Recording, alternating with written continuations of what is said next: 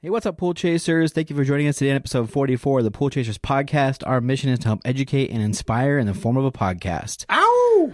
So, Greg here has a very important message he's been dying to tell us. So, what is it? What is it? So, I'm a little embarrassed, but I've actually been writing some music, and I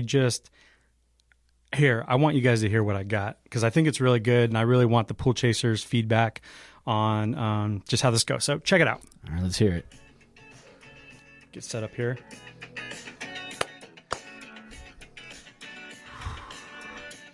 I'm just a man with a dream. I just want these pools to be clean. Stop. All right. So it wasn't really writing music. We're just trying to have a little bit of fun. That was hilarious. Yeah, no, the real thing is really excited about the new technical business information we're going to be sharing on our Patreon page. And the most recent video we did was actually with Sophie Lapkin. I think she was on episode 3. Nice. Yeah, so she was on episode 3 and she came back to do a video with us. And we talked for about an hour and 20 minutes on everything on Yelp. Yeah, we get into really like how to claim your business, going through your account settings to set everything up. Greg and Sophie even do like a full business information walkthrough, on things like selecting categories and services, hours, specialties, history, meeting the business owner, getting into like deals and certificates and go over reviews. So there's a ton of information in there. Yeah. And one thing in particular that we're really excited about is actually the license verification feature. That is crazy. And it's a great way to share whatever license you have with potential new customers. With all of that being said, we want to help you grow your business and keep you updated on new technology and platforms. Things are moving faster than ever, and it's important to stay on top of these things. We had a service business, as you all know, and we want to share what we know and way, way more. If you're interested in these bonus episodes and you would like to help support the Pool Chasers podcast, we would truly appreciate it. You can become a patron by visiting patreon.com/Pool Chasers. Thank you all very much. Enjoy this episode.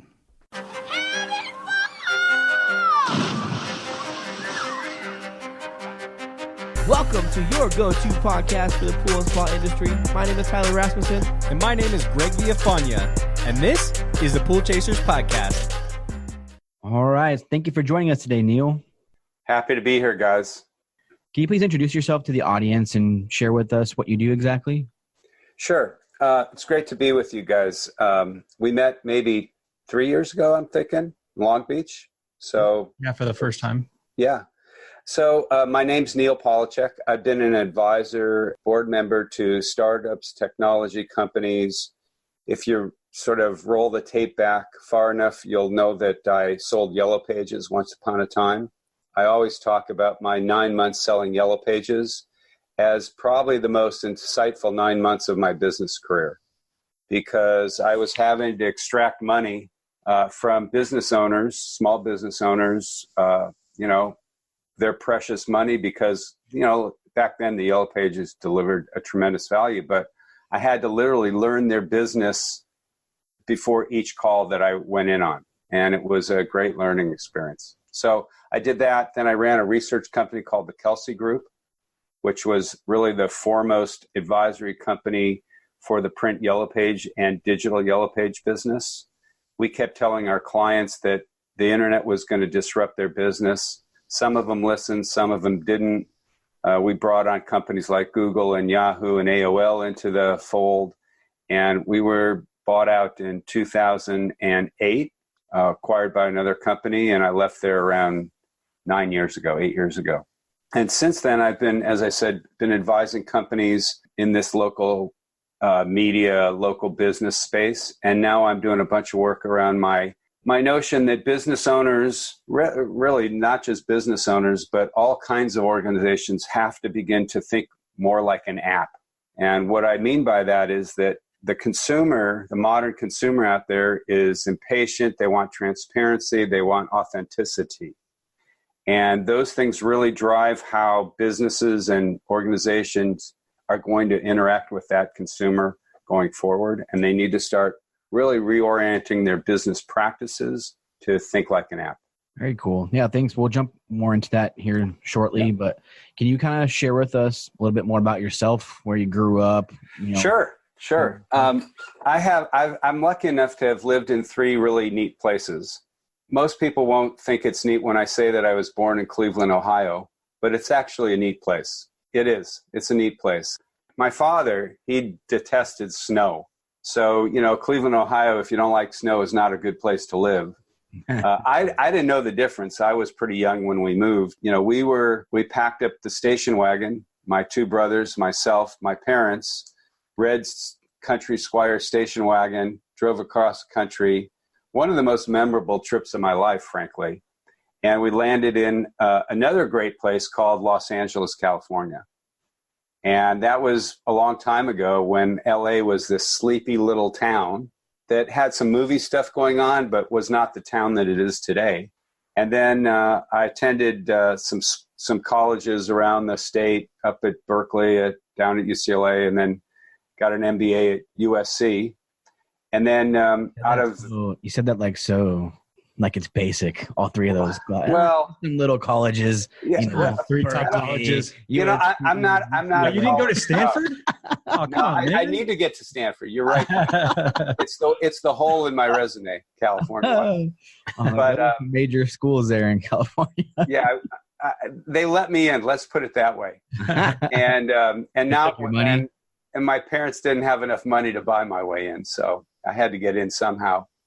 Anyway, after business school at USC, I met a guy who hired me to come work at what was then Pacific Telesis Group, which was like, I guess, Southwestern Bell or Bell Atlantic. When AT&T got broken up, it got broken up into 7 companies.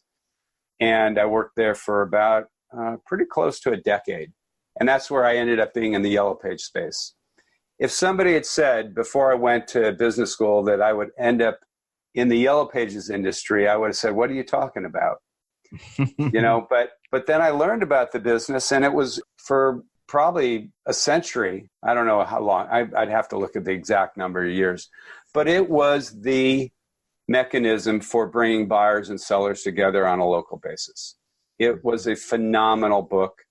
People used to complain, oh, the prices are so high in the Yellow Pages, the ad space is so expensive. And then we turn around and say, well, let's do it this way. You give us 10% of all the business that comes through the book.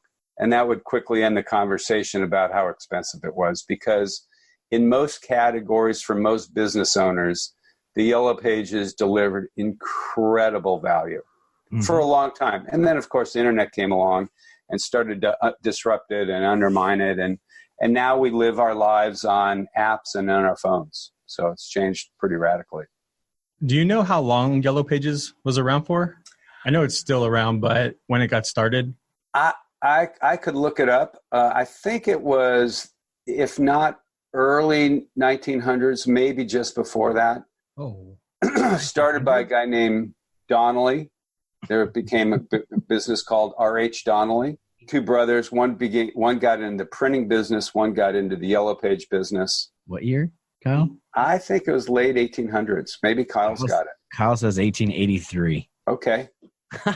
So Okay. So I would say that it was Wars, pre-Depression. Yeah. Wow. I would say it lasted really. It survived really well until I would really tie it to 2 things when it really started to decline. One was the global economic recession in the 2007, 2008. But more importantly, I think it was this guy. The iPhone was launched, was 2007, I think it's 6 or 7. And as people became comfortable using that as their primary mechanism, and obviously they're all over that thing now, but it really changed the Yellow Pages model from the print Yellow Pages model. And, I think that Google has essentially replaced the print Yellow Page business today. But I learned that is over 100 years, though, like strong. Of tremendous value to the customers and tremendous profitability to the publishers. I mean, we used to think of the print Yellow Pages as the ATM machine for the phone companies, because it just printed, as fast as they could print those books, they were printing money out the back end even faster. And the profitability was was enormous. Wow. It's even crazier for the small businesses that were listed in the yellow pages for, maybe they started their business, their family business in the 30s, 40s, 50s, 60s, 70s, 80s. Yeah. And at some point in time, it was just obsolete. And it's like, we just don't spend money on that anymore. Everything is on Google ads and Facebook ads Digital, and all these other different things, like just not using it anymore. If you polled people who knew that period and people who are operating in today's world and asked them if they could go back to that world, most of them would, because it was really simple. You had a pool cleaning service, put an ad in that category and maybe in pool repair, and the phone just rang. You didn't have to SEO it, and you didn't have to do by search terms, and you didn't have to make sure it was list. I mean, you were essentially doing all of that in one place. You had your terms, which would today be SEO stuff, that you fix this kind of stuff or this kind of stuff. If you asked a lot of business owners, they'd love to go back to that era, because the Yellow Page rep came in once a year, signed a contract. Yeah, it was a little painful because it was always going up in price, but it was super simple, super straightforward. Do you remember what the cost was to have either a half page or full page in Yellow Pages? I know in a book like Phoenix, it was probably at one point as much as $44,000 a year for a full page ad in a book. Wow. So, who bought the full page ads? The lawyers who were doing divorce. Yeah. Well, those are big payoff clients. Mm-hmm. Well, essentially, it's the internet in a book. Yeah, it was. The way we use it now, especially for home services or, looking for a lawyer, attorney, whatever, like it's pretty much, that's what you were using as the internet. You just flip that section and the ROI. You got all you needed. Crazy. So, I mean, the way I used to talk to people about it is that I think an ad for cleaning out the sewer line where I live in Marin County in California, it was about $500 a month for that ad. Okay. I know that I paid those guys $500 for one stop at my house, one day, like 3 hours. Maybe it was 2 hours. Let's say they do 4 jobs a day. That's $500. That's $2,000 a day, right? So one job basically paid for their ad. Well, if you throw in a bunch of operating costs, maybe they needed 2 jobs a month to pay that $500 a month ad. Mm-hmm. So cheap. Yeah. Sounds expensive, $500 a month for an ad. So inexpensive relative to the value that it delivered. But if that's the only place you can advertise, I mean, that was the model. It was a monopoly business. It was awesome. And I learned it. I mean, I'd go from a dentist to maybe it would be a tire guy the next call. Maybe it would be to a moving and storage person the next call. I tell this story. The first customer I was assigned was a moving and storage company in Vallejo, California. And you got assigned your accounts. And I go out to see them. I make an appointment. I go out to see them. And they're super nice, right? I'm really nervous. I'm really pretty young. I'm super nervous. It's my first time out on a call. And they go, oh, the book has been so awesome. It delivers its incredible value. And I'm thinking, great, we're going to sign this contract. Maybe I'll get a new little ad and we'll move on. And they say, but here's what's happened. This year, we're going to take all of our ads out of the book. And I'm sitting there like my face goes white, right? Because I'm in management and now I'm doing a sales tour and, you want to perform, right? I'm like, what are you talking about? You're taking all your ads out. And they say, well, here's what's happened. This was near Mare Island up in Vallejo, California. And they said, we got a contract from the government to move all of the military people off of Mare Island. And it's going to take 2 years. So we need no retail business. We have this contract. We only have so many trucks. We're going to have to pull our ads out of the book for at least a year. And I was devastated, right? I mean, I went in, they were so excited about it, how well it performed. And then they go, oh, but we're pulling all our ads out. So I spent the next 9 months, in that business, let's say you got $10,000 of revenue. You had to go out and get 10,000 plus 10%. that's how you made your quota. But these guys took all their ads out. So I started below kind of where I needed to be. And I had to rebuild my book of business that 9 months. But it was a fantastic, experience going door to door. It really was. Nice. Hey guys, we're interviewing a few of Jobber's customers today to let you hear their testimonials. So, all right, can you just tell me your name, your business name, kind of what you guys do? Sure. Well, I'm Sean King, the owner of Florida Leak Locators in Orlando, Florida. And I'm Ken Wilshire. I'm the business development manager. And we find leaks, we fix leaks, and that's all we do. Nice. What would you tell a friend about Jobber? Well, actually, what I've told a lot of friends is that it's just great because it automatically does so many things that it can make a very small company look and act and even really be better and perform better customer service than the biggest guys. It has just great capabilities with click of a button and handle multiple things. Well, there you go. We could not have said it better ourselves. So if you guys want to check out a software solution for your business, please go to getjobber.com/pool chasers. That's getjobber.com/pool chasers. If you go to that website, you can get a 14-day free trial as well as 20% off your first 6 months. So it's a great deal. Check it out. So let's go back a little bit. What was, when you moved from Cleveland, Ohio to Southern California, what was, life like growing up in California? Was there anything special that happened that kind of helped shape you? My mom liked to swim, so we had to put in a pool. Okay. And we still have a picture. I have 2 brothers. The 3 of us jumping into our swimming pool, like the day after to put water in it.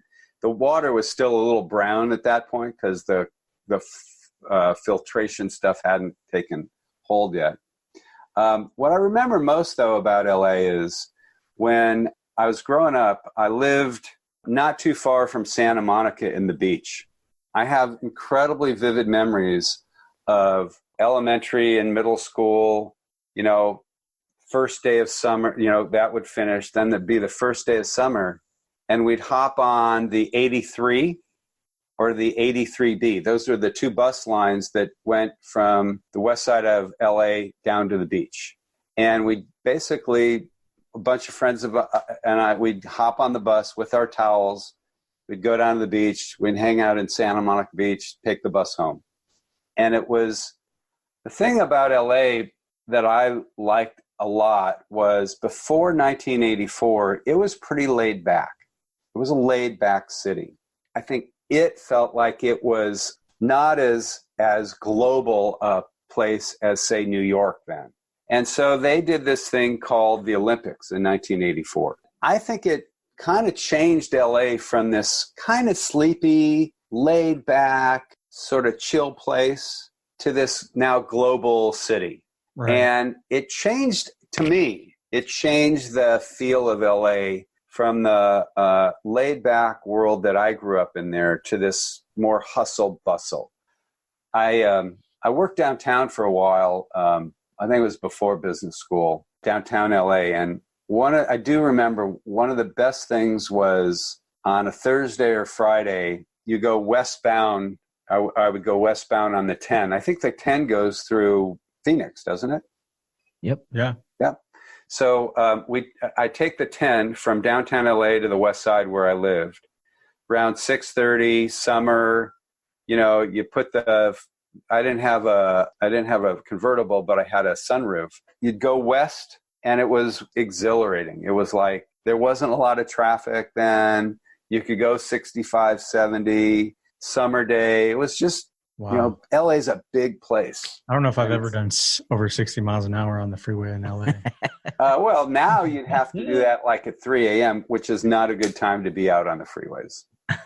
Right. Not with all the crazes. But it was a great city to grow up in. I'm super glad I was able to move to the Bay Area late 80s. Is that the third stop you lived in? That's the third place I've lived. I've lived now in the Bay Area for Northern California for about, I don't want to date myself, a long time. 3 decades. How's that? People will have to do the math that way. So, and the Bay Area, look, I've been fortunate. I was in this Yellow Page space. I got into running this research and advisory business. And through that, I was able to stay ahead of the technology stuff, because our job as advisors to the Yellow Page business was figure out what's going to happen before it happens, so that they were prepared to adjust and adapt to the changing world. And while some of them did adoption and digital transformation better than others, I had this great platform to get out there and learn what was happening with digital and internet and websites a long time ago. And so it allowed me, as in my career, to continue to reinvent myself and continue to stay in the front of things. And when I joined the Kelsey Group, we did this thing called the Local Commerce Monitor. Before I joined there, you couldn't do a pie chart of how small and medium-sized businesses across the country spent their advertising dollar. So we went out in the field and launched this thing called the Local Commerce Monitor. I think it's in, maybe now they're still doing it. It's wave like 20 or 25. It's been going on for a long time. But the first one, we could finally build a pie chart that said, here's how $1 of advertising spend gets divided among newspaper and print yellow pages and radio and TV by the local businesses. We knew we were onto stuff there at the Kelsey Group when we would see our charts and our graphs end up in public filings for companies. So we knew we had hit a nerve. And it really allowed me to stay in front of what was going on in the small business, local business arena. And I've frankly been in this small local business space now for my whole career. Nice. Dumb luck, man. Total dumb luck. I don't think so when you go to UCLA, Berkeley, and USC. Some skill involved there. Hey, Pool Chasers, we hope you're enjoying this episode so far. We'll jump right back into it in a minute. We are very proud to announce that Jandy has come on as a supporter of the podcast. It's a true honor for us that they have chosen to believe in us and the Pool Chasers community. Their support will help us in our efforts to bring you better content and our mission to help make this the best industry it can possibly be. Yes, their dedication to the businesses that make up our industry align very well with our vision here at Pool Chasers, and we are super excited to have their support. With their recent quitting the internet policy, which went into effect January 1st, they're taking a firm stance to support our industry. They have pulled over 400 SKUs offline, and as of January 1, no manufacturer's warranty will be provided if the product is purchased online. They've even put a team in place which monitors the web 24/7 to help ensure that the details of the policy are being followed. We think this policy is a great step forward for our industry and are so glad that a company is taking a stand for service guys and gals out there. So if you haven't heard episode 31 yet, please go listen to it to find out more information, or go to jandy.com/buildstrong. That's jandy.com/buildstrong. So you had shared with us that somebody in college had a huge impact on you in your earlier years. Can you talk to us about who that was and what the impact was exactly? Sure. When I was at UCLA, I had a part-time job working on campus. And I worked at the what's called the Sunset Canyon Recreation Center. And I sort of managed the lifeguards. I didn't oversee the lifeguards, but they all checked in and I ran the office. And I heard this story about the chancellor, who I don't think it was chancellor at the time while I was there, but he had been there. This guy named Franklin Murphy. And what I heard about Franklin Murphy is that he could walk around UCLA. If you haven't been there, it's a big sprawling campus. And he knew the names of the gardener, of the engineer, of the electrician, of the cashier. I mean, he knew all their names. He made it his business to ask them their names and remember their names. I thought that showed such incredible leadership skill that I've never forgotten that story. And, I've always tried to do the best I can in remembering people's names. It's hard. We used to, when I was running the Kelsey Group, we'd have 3 conferences a year for 500 people at a conference. And because I was up on stage and I was running the Kelsey Group, everybody knew my name, or most people knew my name. But trying to remember names, 400 and 500 people, was really challenging. And I wish I was running that today, because today I'd have a book of pictures with people's names and faces. It would be really easy. It'd be much easier to do that today than it was even 10 years ago. So he really, Franklin Murphy, I mean, if you look him up, he was the chancellor at UCLA. I think at some point he also ran the LA Times. I also, remember, I'll give you another story. I used to, one of my other part-time jobs when I was going to one of those esteemed universities in Southern California was I gave tours of the Los Angeles Times. I don't know, a friend of mine got me hooked in there, and I'd meet these groups downstairs and I'd take them through the LA Times. And at that point, they were printing massive amounts of newspaper. The Sunday newspaper, the Sunday LA Times was this thick, I mean, it was a dominant newspaper. Two things I learned about the Times then. One is that it never was a union shop. There was some arson maybe in the mid 40s, earlier, I'm not sure exactly when, because some people wanted to unionize at the LA Times. And management always wanted to make it a place where they paid and took care of their employees in a way that didn't require a union to come in and do that for them. So they were really, really good. These are in the olden days, about being really quite good with their employees. And it was a really good place to work. It was, I mean, the newspapers were sort of like the forerunners of today's big tech companies. There was a cafeteria. Now, I think we had to pay for our food at the LA Times. Like at Google and Facebook, it's all free food these days. But it was sort of in that same vein. You want to keep people in, keep people on premise. I used to do this tour, and I tell this story about, I'm going to get the names right, Otis Chandler. The Chandler family started the LA Times. If you've never seen the movie Chinatown, watch it. It was like part of the history of LA. But Otis Chandler was into surfing. He was a surfer. And, look, he'd been handed the company after his father, and that's neat and that's cool. Apparently there's a story where they were doing an editorial meeting. Somebody brought in this note for Otis Chandler. A couple seconds after the note came in, he said, okay, well, that's enough for today. We're going to end this meeting now. Go run those stories or whatever. He tossed the note into the trash can. So somebody allegedly went into the trash can and looked at the note. And you know what it said? Big tide. Huh? Was there a big tide coming in? Surf's up. It said surf's up. You got it. Very good, Tyler. Very good. Yeah, it said surf's up. So, that typified LA, I mean, that's what people cared about. So yeah, the LA Times actually bought The Recycler, which was like a magazine like the Auto Trader, which my dad worked for. He was the #1 salesman for them for a long time. Oh, really? Yeah. Yeah. So in the late 90s and early 2000s, I went into LA Times quite a few times with him. It was a pretty impressive organization, pretty impressive business. They were running a lot of stuff back then. So a lot. And I take people through the printing room, the press room where they were actually printing the newspapers. And I wish I had the statistic. I would ask people if they could guess how many times you could go to the moon and back if you attach all the paper end to end that they used during a year.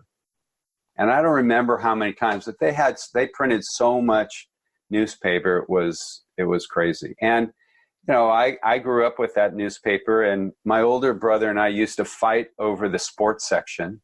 Whoever got it first would start reading all the statistics and piss the other brother off because I want to read it myself. Yeah. So I have very fond memories of growing up down there. I saw this tweet this morning from somebody I follow in baseball stuff, and he said that it's pretty crazy. He hands his son every morning, his cell phone to watch MLB highlights when he used to read the newspaper every morning. Yeah, to get the highlights. I thought that was I mean, we could talk about how the world's changed a lot with the phone and no newspapers. I do think one of the things that's sad about not having a newspaper anymore, or at least a sports section, is it's hard for me to remember all the names of these players. Like we've become disconnected, I think, from following players in sports because we don't see their name in the box score every day, unless you're like really into your phone looking. Well, I think one thing it's definitely done is brought in sports fans, and you can now like any player. So yeah, instead of liking your local teams and understanding and knowing every stat about each and every player that plays for, say the Diamondbacks or Suns here, if you would back in the day know exactly which player was who played which position, yep, pitching stats, all this stuff, because you would understand like this is my team, this is what I get to read every day, and I like the Diamondbacks or whatever. Yep. And then now with being the internet and all the TV and everything, all the market games being broadcasted, you can like the best players in the MLB, and you just follow players. But I think you lose the connection to the team. I mean, I was a big Dodger fan. Sure. I also think it kind of sucks that you could just say something and everybody could just like barf out every bit of data and information because they just read everything on their phone while waiting for their haircut or something. Yeah. Yeah. And it's like, all right, well, I just wanted to have a good conversation, but you just went in with, how many home runs they had, who their wife is and blah, blah, blah, blah, blah. And it's like how much she weighs, all sorts of weird stuff. I have one other great story about LA. Around the middle school, maybe it was the 8th grade, I wrote a letter to UCLA basketball team saying, could I be a ball boy? This was in their heyday. You guys might be too young, but some of the listeners might know that, for years, UCLA was the team in college basketball. Yep. John Wooden was the coach. He won, I think they've won 10 national championships. He had a string of like 8 in 10 years. Yeah, he won the majority of them. Yeah. So I was lucky enough to get that job. I was a ball boy for the basketball team that had guys like Sidney Wicks and Curtis Rowe and Henry Bibby. But the freshman team, and this was back when freshmen didn't play varsity sports, the freshman team was Bill Walton and Keith Wilkes and a couple other guys. So I got to watch literally this close, right? I was underneath the basket. I was wiping up sweat. I mean, it wasn't that glamorous to wipe up sweat, but it was pretty cool to be able to sit under the basket and watch particularly Bill Walton, who I would argue is, if he hadn't been hurt, would go down as top 5 players ever in college and professional basketball. I mean, he shot 21 of 22 in a championship game against Memphis State. I mean, 21 out of 22. And my best friend, who's still my closest friend, he was a freshman ball boy and I was the varsity ball boy. So I always hold that over his head. But it's pretty heady times. You said Henry Bibby. That's Henry Bibby. Yes. Well, Mike Bibby was super popular when we were. I know. That was his dad. Yeah. From Franklinton, North Carolina. That's funny. Sounds like a cool job to be a ball boy. Oh, it's awesome. If you're super into sports, like what could be sweeter? It was super. It was cool. I think people still watch the ball boys on TV even 2019 and they wish that they could do it. Yeah, it was neat. My son asks me every time we go to a baseball game if he can do it. Yeah. So that's cool. I don't even know how you do that, but write a letter. Apparently you're right. You know what? In this world, if you don't ask, you definitely don't get anything. Mm-hmm. So, Neal, we first met you through Broadly, and we were just saying that this was a few years ago in Long Beach. And, we really connected right off the bat, talking about small business and all that kind of stuff. Can you share with us how you are currently helping small business? Sure. I was asked about, let's roll the tape back a little bit. I was asked around this time last year to do a presentation on behalf of Gannett, which is a big newspaper publisher, in Palm Springs to their advertisers about the customer journey. And I sort of pulled some slides together and did this presentation, and it was pretty good, and people liked what they heard. And I talked about how you have to think about the phone, and sort of where the journey is for consumers these days. And I talked a lot about that. I guess it went over well enough that they wanted to formalize this thing and do it in a more formal way. So at the end of last year, around September, they called me and said, would you do another one of these presentations? We're going to do this live event. It's part of Local IQ, which is sort of the Gannett Reach Local kind of mashup. And I said, sure, let me think about it. And I was sitting at my desk sort of, what am I going to say that's interesting and has a kind of an emotional hook? And I'm sitting there thinking about it. And I thought, well, I should really tell these business owners that they need to start to think like an app. So I came up with this framework, this construct of how these devices, these phones that are in our pockets in some cases 24/7. I think there are people who sleep with them. I don't sleep with mine, but I'm sure there are people who sleep with their phone. That it's really redefining how consumers and businesses of all shapes and sizes engage. And so I came up with this framework of think like an app, and we did 4 of them last year. I was in Naples, Florida, Indianapolis. Where else was I last year? Asbury Park, and Fort Collins. And one of the great things about this tour that I'm on is that I go to places I've never been. You guys ever been to Fort Collins? Nope. Awesome city, beautiful. Actually, the guy who designed Disneyland's Main Street used Fort Collins Main Street as sort of his model. Pretty interesting fact. Asbury Park, you ever been there? Nope. You know who's from there, right? Nope. Bruce Springsteen is from Asbury Park, New Jersey. The Stone Pony is where he first started singing. Naples, Florida, you ever been there? Nope. There got to be a lot of swimming pools in Naples, Florida. There is. And Indianapolis, which was kind of a neat town too. So anyway, so I formalized it, and then this year we've taken it up a notch, and really, as I said to you guys earlier, I'm going to another 4 cities in the next 3 weeks. And the purpose of these events is to just trigger a business owner. Most of the audience are business owners. It might be a moving and storage person. It might be a nail salon. It might be a real estate broker. It's a sort of a mix of local business owners. The objective is to get them to think just a little differently about how to engage with their customers. If you think about it from the framework of think like an app, the way we engage with apps, maybe you'll do something just a little different to engage better, to connect better, to service better. So that's what I'm doing. Yeah. Did that answer your question? And we were lucky enough to actually be at that presentation you came and did here with Broadly at Blanco Taco here in Scottsdale. And we thought it was amazing because we had, I think there was a small dentist practice, car cleaning service. We were there on behalf of, I guess, pool service. Right. We were there because we've worked with Broadly before. And it was just really cool, you doing the whole presentation, think like an app, and, just diving into all the different ways that how you need to be doing business as a small business here in 2019. And so maybe if you could just walk us through what you talked about during the presentation, because it was really good. So the first thing we talk about in this session is we're in this era of social proof. You guys know what social proof is, right? Yep. It's you guys saying nice things about me online, or it's me saying nice things about Brothers Pool service online. It's the way we connect sort of in this social world, What I learned in developing my presentation is that social proof is not new.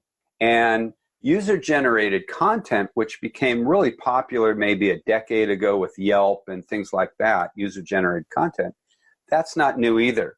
Because I found out that in 1888 or around then, there was this guy who was wanted to publish a new dictionary. And he was in England, I think. And what he did is he sent out requests to people like you and me and asked them to input their definition of things. So 1880s, they're writing the new Oxford or the new World Dictionary, and the editor is seeking input from people just like you and me, user-generated content. it wasn't called user-generated content in 1880 or whatever it was. User-generated content has been going on for years. It's just, it became a bigger thing, and it became a lot easier to execute user-generated content since the introduction of the internet and certainly of phones. So we talk a lot about social proof and why that matters in the session. We also talk a lot about customer experience and how that is really what business owners need to be thinking about.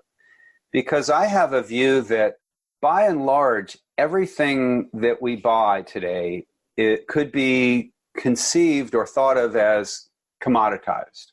Now, if you ask what's the definition of commodity, it's something that has no sort of discernible differentiation from another thing just like it. I always think of sugar as pretty much a commodity. I can go buy C&H, or I can go buy the store brand of sugar. When I put it in my coffee or put it in my cake, it's sugar, right? No difference. It's commoditized. C&H dresses it up in their box because they have a brand, and they're able to charge a few cents more per pound. The point is that unless businesses differentiate the experience they deliver, I think businesses of all shapes and sizes will become commoditized. And what's driving that is, I'll step back a second. 8 years ago, our daughter goes off to college back east. We order a bunch of stuff from Bed Bath & Beyond. When we go back to drop her off at college, we go to the Bed Bath & Beyond store in their neighborhood or wherever she was going to school, and we pick up all of these things for her dorm, right? Sheets, towels, all that stuff. Fast forward last month, 2 months ago, our son, who used to grew up here in Marin, moved to Seattle, moved to LA, moves to Washington, D.C. for a job. What do? Go online, Amazon, Wayfair, okay? The customer experience of that is so much easier than going to Bed Bath & Beyond and then picking it up and then moving it to her place, right? So what's happened is the customer experience is changing so radically that business owners have to be thinking about, how do I make the experience of doing business with me as compelling and as engaging as possible? Because otherwise, I'm going to be relegated. You don't want to be relegated to a commoditized status, because if you're relegated to as a product, you make no margin. Okay, commoditized businesses make no margins. So you have to lay on top of your product, your service, your experience, something unique and compelling, because that's how you get out of being commoditized by the marketplace. And if you're in a commoditized business, you're in trouble, right? So we talk a lot about the notion of commoditization, and talk a lot about the notion of how you change the customer experience. A lot in the session, part of the session is we get a lot of skeptics when they come to the session, and they say, oh, well, this isn't for me. This is too technology stuff, blah, blah, blah. What we say to them is, okay, well, we've got a 10 question survey we want to do with you. And we ask them 10 questions. The purpose of the 10 questions is to demonstrate that they are a modern consumer, just like we believe their customers are modern consumers. And we go through, do you look at reviews? Do you post reviews? Would you rather leave your house without your wallet than without your cell phone? Or most people would rather leave their house without their wallet. They'd much rather have their cell phone with them than their wallet. And it goes through that. And by the end of it, 9 out of 10 of them answer 9 questions affirmative that they're a modern consumer. So we want to demonstrate to them that, in fact, they are already a modern consumer, because that's who they're having to make sure they are reorienting their business for. And so we go through that. That's sort of the setup. We talk about social proof. We talk about customer experience. We also talk about, we run this great video, and you guys saw it, right? About Blockbuster. Oh, yeah. So the story of Blockbuster is that I asked this question in the session: how many of you were Blockbuster customers once upon a time? Virtually every hand goes up. Virtually every hand in the room goes up. Then I show this video of the recreation of a Blockbuster store, and people saying, well, they had to drive 6 miles to get to the Blockbuster store to only find out that the movie they wanted was already out. It's already rented, right? Blockbuster frickin' owned the video marketplace. But this company called Netflix is out there going, well, that's not a good experience. Driving the store 6 miles, being out of the movie, that sucks. Oh, and Blockbuster made a lot of their money with late charges, right? That's how they made a lot of their money. They were almost punitive. So Blockbuster was bad on experience at that point, bad on customer engagement. You know, you'd get there and no video that you wanted. You know, you could order it, but it didn't always mean that the person brought it back on time. So then you go there thinking, oh, they set it aside for me. No video. So Netflix is out there, right, going, well, there can be a better experience. And within probably 5 years, Blockbuster was toast. The point of that is that Blockbuster had all of us as customers. They stopped paying attention to the pain points that we were experiencing as customers. And Netflix was sitting over there understanding all the pain points, and they completely wiped them out. And what's Netflix? A multi-billion-dollar business. And where's Blockbuster? There's one store remaining. You know, guys know where it is? Bend, Oregon. Why Bend, Oregon? I have no idea, but that's where it is. So we talk a lot about that in the session because the point of that is if you don't evolve, if you don't listen to your customers, if you don't continue to push the frontier of where my customers need me to be as a business owner, the chances of getting wiped out are pretty high.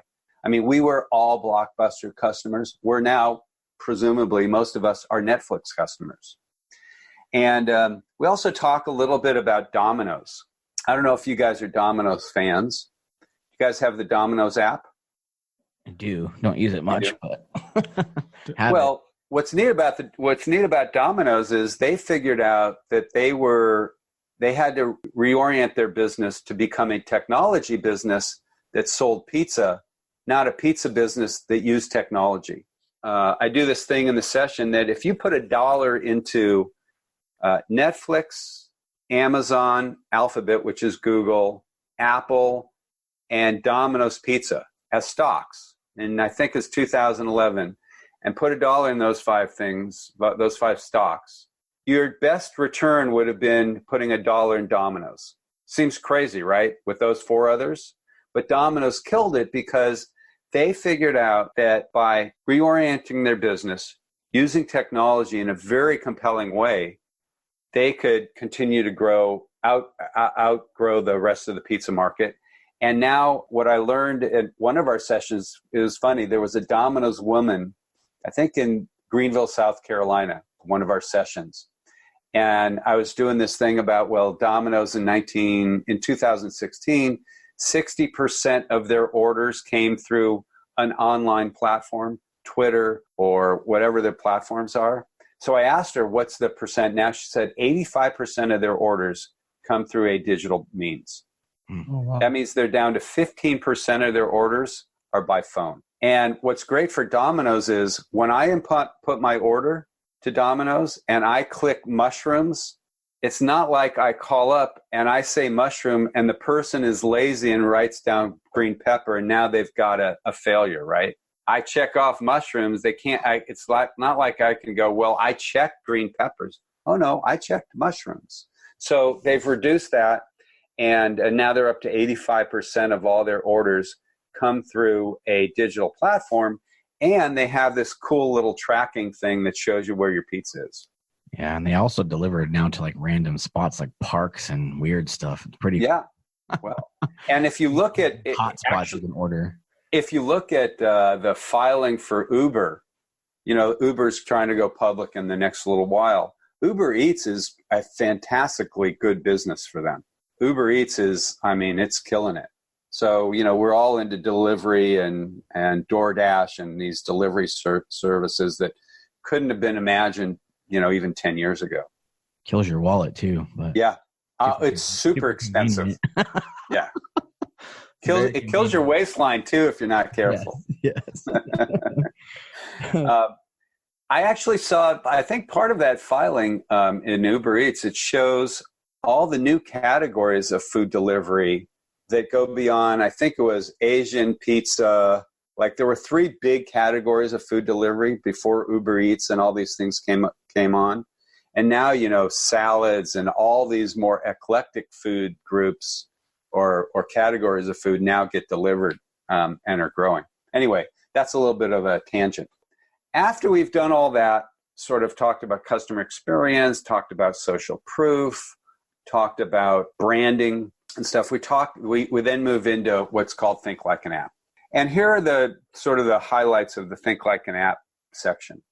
First thing about Think Like an App is you need to make sure that you can be found digitally and physically. If you have a physical location, make sure you have a sign that's painted, it's crisp looking, and make sure digitally that you've got your GMB, your Google My Business stuff all buttoned up. Because how bad an experience is it if you go to Google My Business, you search for something, a place where you're going to go, it says it's open at 9, you get there at 9, guess what, it's not open till 10. That's a failure. That's a failed experience. And so we really talk a lot about making sure that stuff is as precise and as right as possible. Then we talk about making sure that you tell a brand story. What is your brand story? And what we mean by that is you guys never fixed pools as your brand story. That wasn't your brand, right? Showing up on time, being super attentive to the customer, maybe hiring vets, whatever, I don't know. Maybe using pollution-free trucks in your business. That was your brand story. It's bigger than what you just do. And so we really encourage these businesses to think broader about what they do and differently than just, I fill teeth, I move people's stuff, I fix pools. No, that's just what you do. That's not a story. That's not a brand story. So we really talk about how apps in the app world, the current modern day consumer really wants to hear a story about a business. They want to know what broader context to think about that business in. And then the third piece of that is we talk about always being open. I don't go to an app and I tap on it and it says, we're sorry, we're closed from now until 8 in the morning. Tap on the app 8 a.m. tomorrow morning. Apps work 24/7 by 365. So what's that mean for the business owner? It means a couple things. I personally think it means you should kill your voicemail. Voicemail is a killer experience for consumers, for customers. Second thing is I think you should be thinking about a receptionist if you can't get to your phones. Hire an outside receptionist, their services. And thirdly, you should probably think about having some sort of chat if you can't do those two things. And maybe chat is even something that you turn on after hours. Some way for the consumer to engage with you. And when I do these presentations out in the marketplace, I ask a couple questions. I say, okay, how many of you still offer voicemail as a way of contacting you, these business owners? And, half the audience will raise their hand. I say, okay, now let me ask you 2 other questions. How many of you business owners like to leave a voicemail for someone? No hands come up. Then I say, how many of you like to listen to voicemail? No hands come up. I say, okay, so why are half of you still using voicemail? You don't like it. You don't like to listen to it. You don't like to leave voicemails, but you're still doing it. Change the mindset. These apps do not go to sleep. These apps do not, go home at 5:30 and show back up at 8 the next day. They're not closed on the weekend. So you have to have a way of enabling your customer to engage with you 24/7 by 365. Yeah, and I think with talking about voicemail and things like that, there's being in the pool service and repair business. If you are going to have, a chat bot on your website to help out with automating questions that customers are going to have, like what's your service area, pricing on a, residential pool, blah, blah, blah.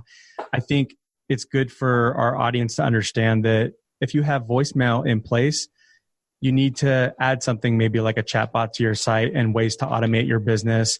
But you're going to probably have to straddle both for a little while until people stop leaving voicemails, because at the end of the day, it's a little difficult because there's still people that want to use both and you don't want to lose out on that business.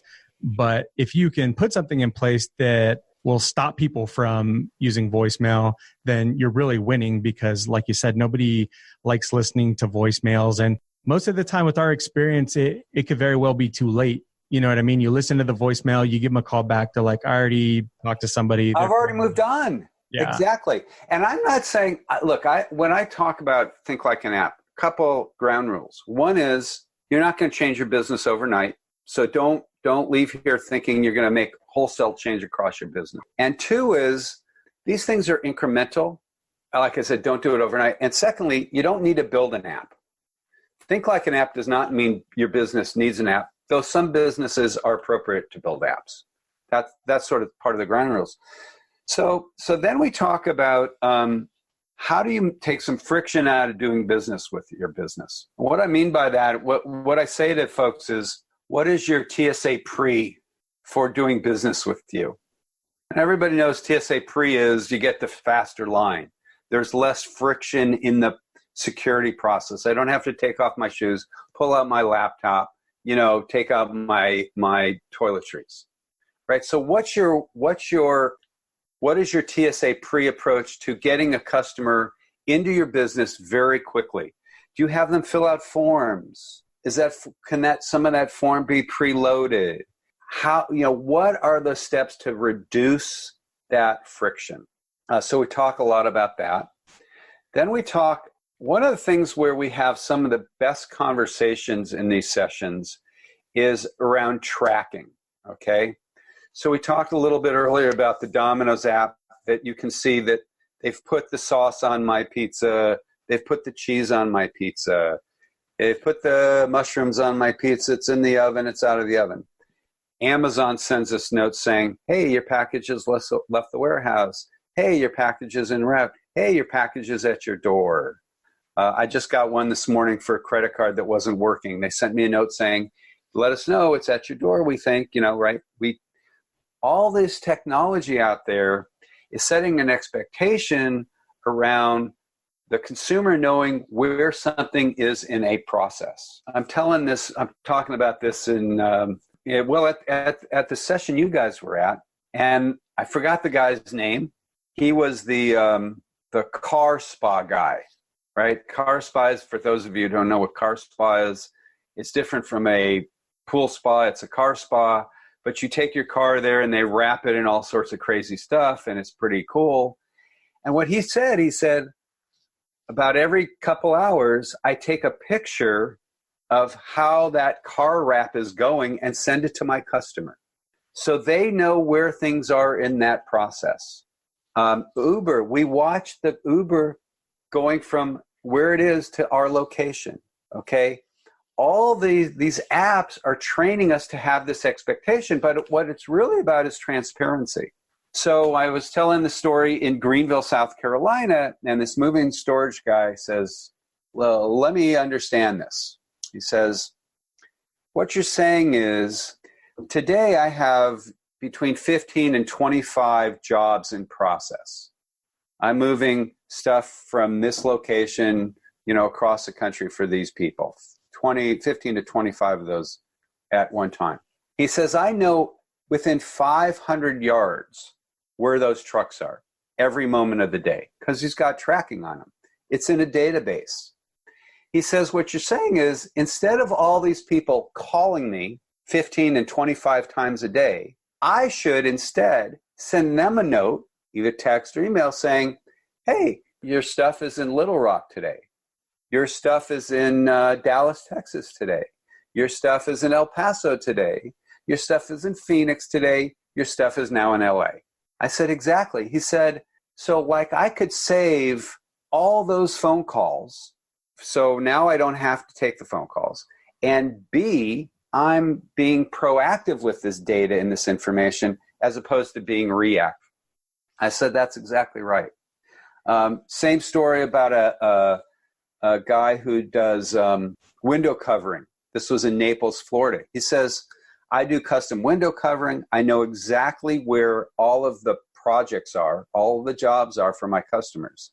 He said, what I think I'm going to do is I'm going to say materials have arrived, in production, in QA, in final QA, about to be shipped. I said, exactly. This is what I think the modern consumer is going to expect more and more of.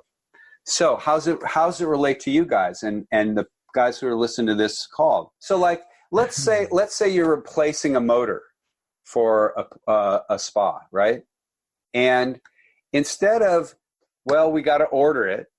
Okay, we're going to order that motor, and we don't know when it'll be here. Maybe it'll be here in a week or two. Maybe sending a note saying, hey, that motor's been ordered. That's a text. Hey, it is shipped. Because I get that information, right, from the manufacturer that motor's been shipped to me as the repair guy. To let my customer know that. It's been shipped. Now it's on a truck, and now it's going to be installed tomorrow at your house, right? I mean, you guys know your business better than mine, but there are all sorts of things that you can share, business owners can share, that they have the data, they have the information. They just haven't thought to surface it back up to their customer the way apps do it. I think one way we really figured out, and I think Jobber does this and some other things, like I know Safelite Auto Glass is really good at it, is you get the picture of the technician, and the day the technician is going to come out that morning, it gets sent out. We were doing that with bids in the bid process, where we would text the customers in the morning, like, hey, your bid is set between 8 and 10 this morning. Greg will be out there to do it. And, now it's advanced even more. We can send a picture of that person, and you can inform these people. I think that's a good way to use it in our industry, is the repair side of things, the bid side of things.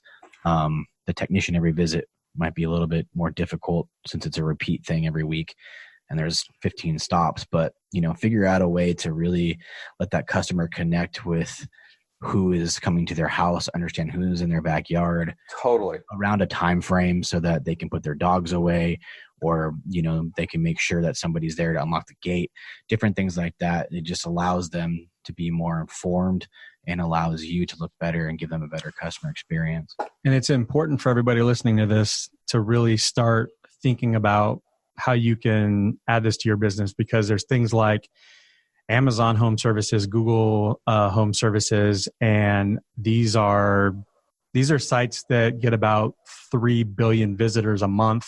They have over 100 million credit cards on file, and you won't even get to be a part of this party unless you are certified, you have licenses depending on what contracting services that are in your business.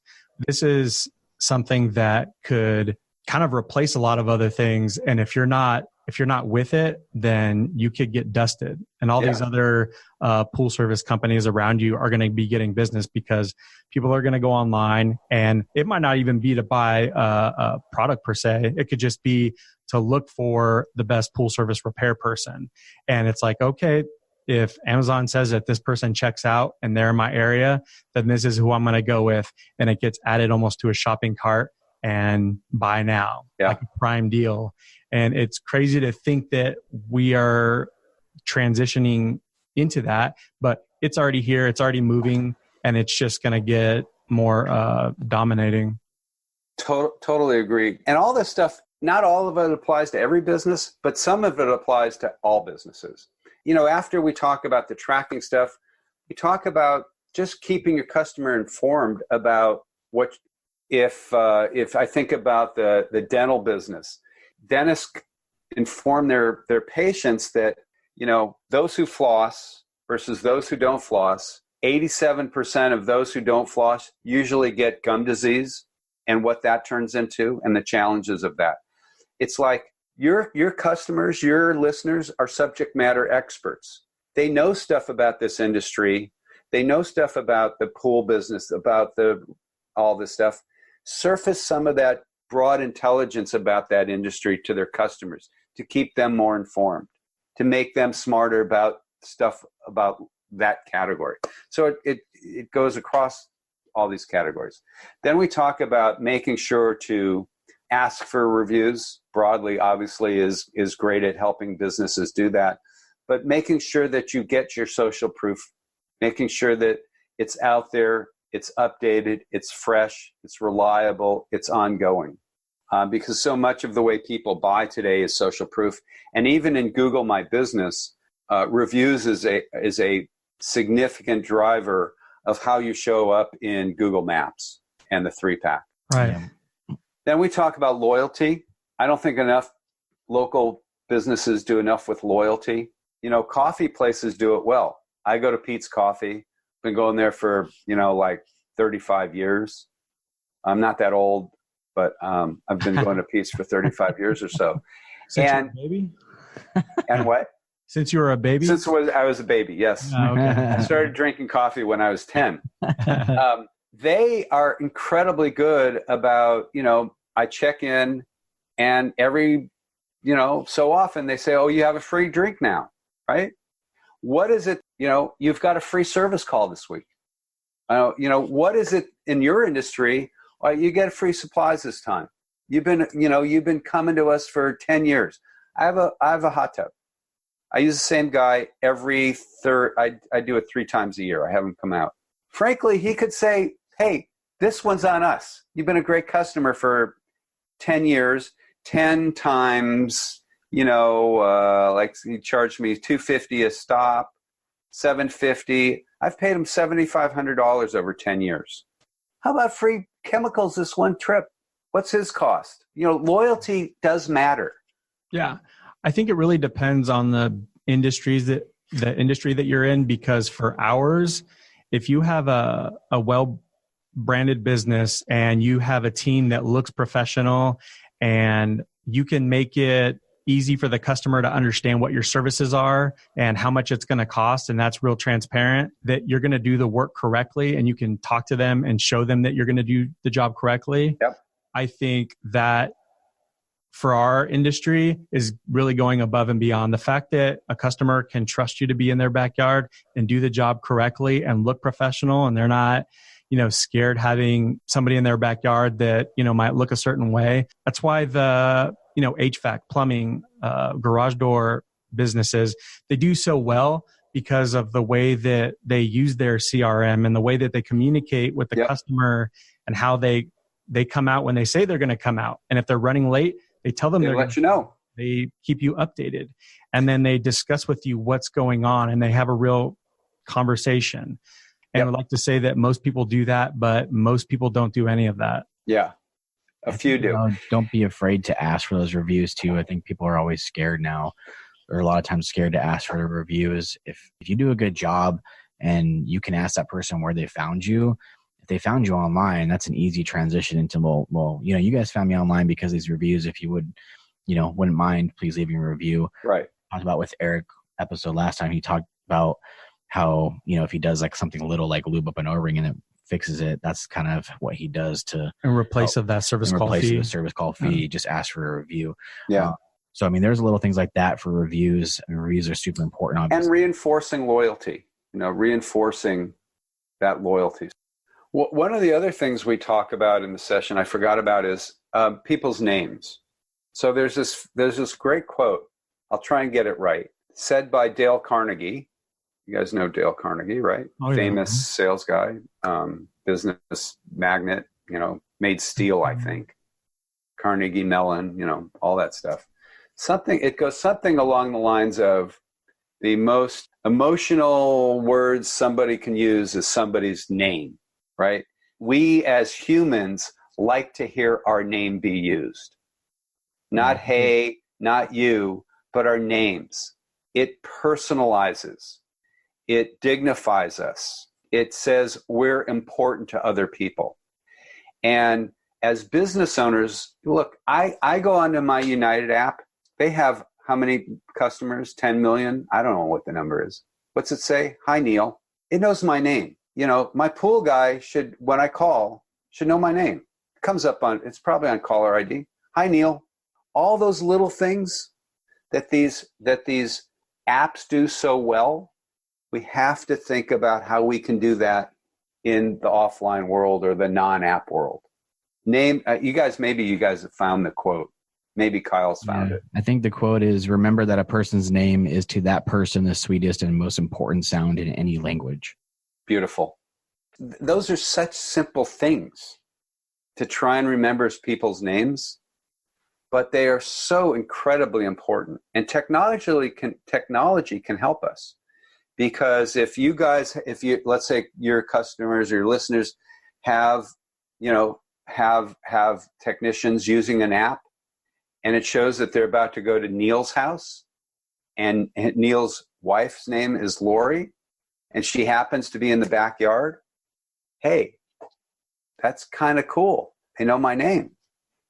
Now, does that get a little bit too close to the line of knowing too much? I don't know. You got to figure out what the right circumstances are. But as Dale Carnegie said, using people's names is really quite special. Yeah, I mean, it even goes to like the point of knowing the dog's name at some point with the pool industry. I mean, there's a lot of little tiny things you can do to learn that impress people. I think that goes back to being the loyalty part too. Yep. If you understand their name, if you know their names and you understand you're going to the backyard, we may not know everybody's name, as the owners, we definitely try to, but when you get bigger, it makes it a little bit difficult. But if you teach your technicians to learn that and put that in their apps and says, this guy's name is Mike, his wife's name is Laura, dog's name is Sparky. Yeah. You can kind of really explain to them, and they can give that customer experience to that customer as well, and be that advocate for you, and really show that customer that, oh, my service actually cares. We're actually part of this community. We're part of this fabric here. We're not just parachuting in, cleaning your pool and parachuting out, right? Drone in and drone out. It's been a discussion. So that's what Think Like an App is about. And, everybody takes something away. I had a guy tell me, said he showed up for the food, but the content was superior to the food that we served him. And he was really glad he came for the food and left with this way to rethink his business. So really I think cool. it's people are getting it. There's a website called Think Like an App you can go to, engage with me, ask me questions, whatever. I think everybody listening to this will kind of resonate with this, but you have to understand as well that if you're going to think like an app and start automating parts of your business, and you're going to be in these neighborhood groups and you're trying to get reviewed and doing all these things, it's super important that you actually sit down and figure out how you're going to train your team for this as well, because you can't automate your business and you can't do all these things that you need to do if your team's not on board and you're not making them be the best that they can be, because you very well might have members on your team that aren't in line with the future of your business. It's unfortunate, but it's going to take time and takes work in getting things set up for the future. Well, you can't automate people out of your business.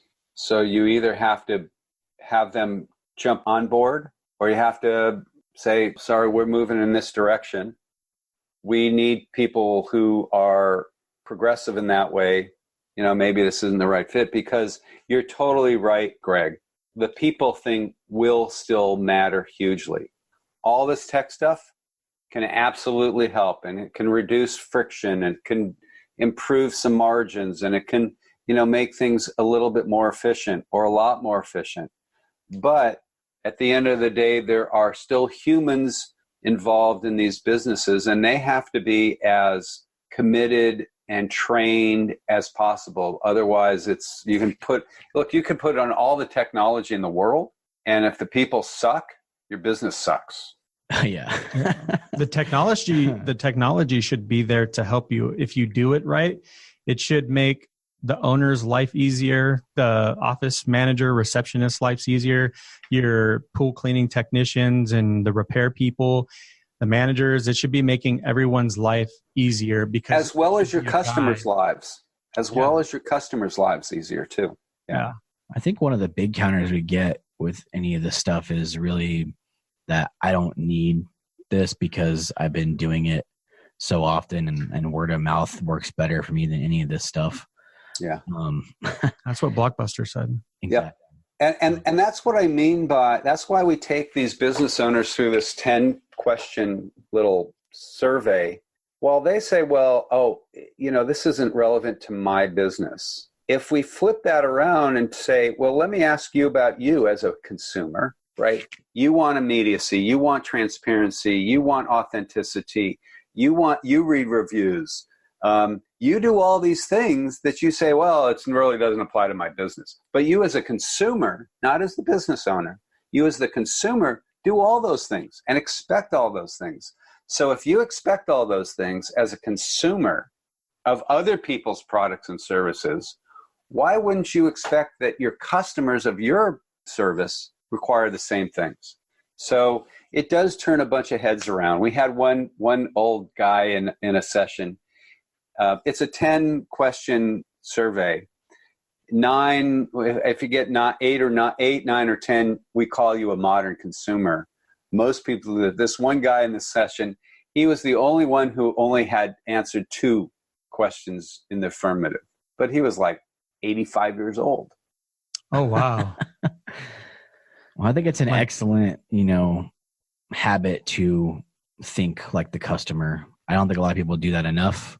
And we definitely tried to, there's, like I think I told the story before of our technicians would come in late and they would be in people's backyards till 7, 8 o'clock at night. And we really hated that as the business owner, because as a consumer, I don't want somebody in my backyard at 7 o'clock at night while I'm putting my kids to bed or eating dinner or whatever. You have to really understand and relay those messages to the team that, we're trying to give the customer, the best experience possible. That customer doesn't want you in the backyard that late. The customer doesn't want their toys and other things thrown all over the place or not put back the way they want them. Everything is set in place so that customer really doesn't know you're there. You want them to see the pool is clean. You want them to be able to swim in it and be safe water, but really to know that, oh, they came today and everything looks good. It looks exactly like I left it, so, that helps, I think.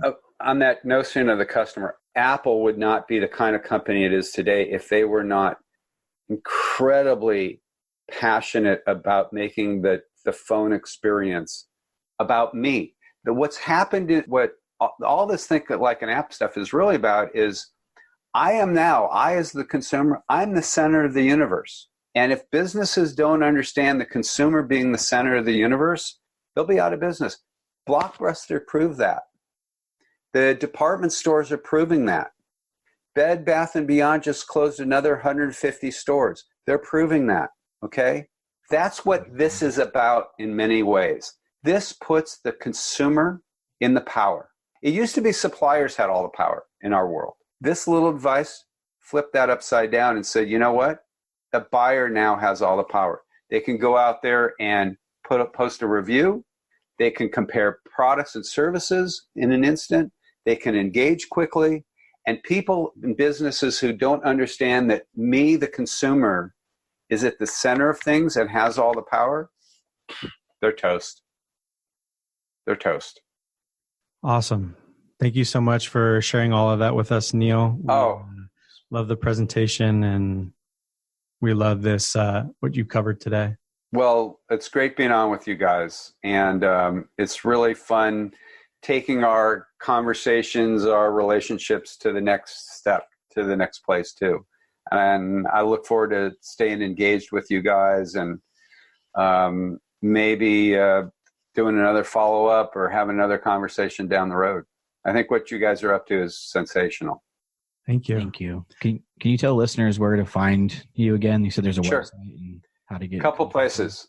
info@thinklikeanapp.com. Just go to the website, thinklikeanapp.com. Or you can follow me on Twitter at NEALBP. NEALBP, I think that's it, yeah. Those are sort of my handles, my places. If all else fails, NB Polachek, POLACHEK @gmail.com. Or heck, 415-505-7902. I'll also pick up the phone. Oh, snap. Or text? Do you take text? Absolutely text. What about voicemail? Return my voicemail? I don't listen to voicemail. I got hundreds of them I've never listened to. He said, Neal's mailbox is full. Probably does say that now. I think a lot of people's do. Yeah.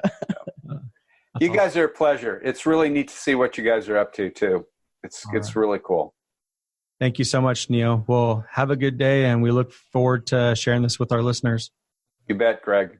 You bet, Tyler. Have a great day. Thanks, Neal. Thank you guys so much for listening. We truly appreciate your time and your ear. It means the world to us that you come spend time with us each and every week. If you have any questions, please reach out to us at poolchasers.info@gmail.com. Follow us on Instagram, Facebook, Twitter, and YouTube. Our tag is Pool Chasers. Also, join the Facebook group if you have not already. It's awesome in there. And please take the time to check out our Patreon page. We're about to drop a lot of business content on there to help you grow your business. So thank you for believing in the podcast. We appreciate you all. See you out there, Pool Chasers.